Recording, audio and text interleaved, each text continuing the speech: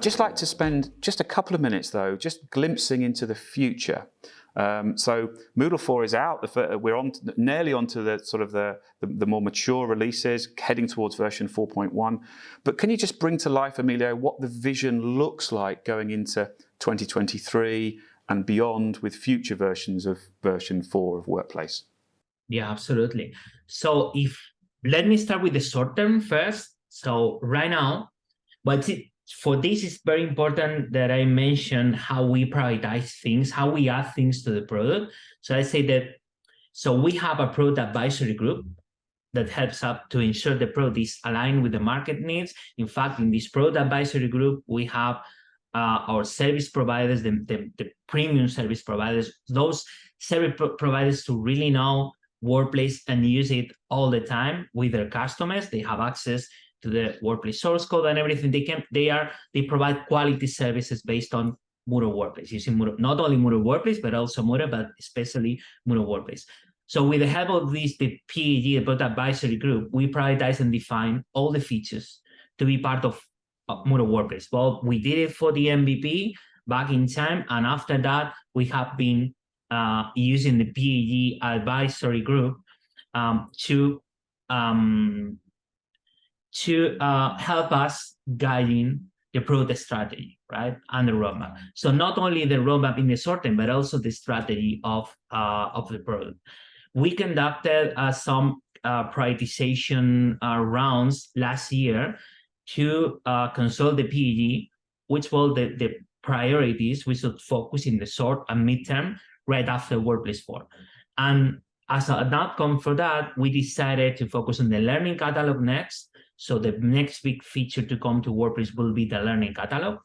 And taking it into account, we introduced some prerequisites, or some things we will need for the Learning Catalog development in Workplace 4. That's why we have introduced this program page, the course cover, the program cover, because those elements will help us to pave the road for Workplace 4, for Workplace 4 Learning Catalog. So the Learning Catalog is the next big feature to come. We started the discovery process with the PAG, and there's not much I can tell yet because we're consulting the premium partners, the service providers, to know exactly what they understand as a Learning Catalog, what are the features that should be part of the core, what are the integrations that this Learning Catalog will have, and we're conducting this process right now. And we are expecting that, that we can start working on the prototypes late this year, early 2023, so we can start the development of this functionality in early 2023. So this is the next thing to come. But also, we are right now prioritizing with our partners the next big feature, so we can create this roadmap for the 6 to 18 months for the product.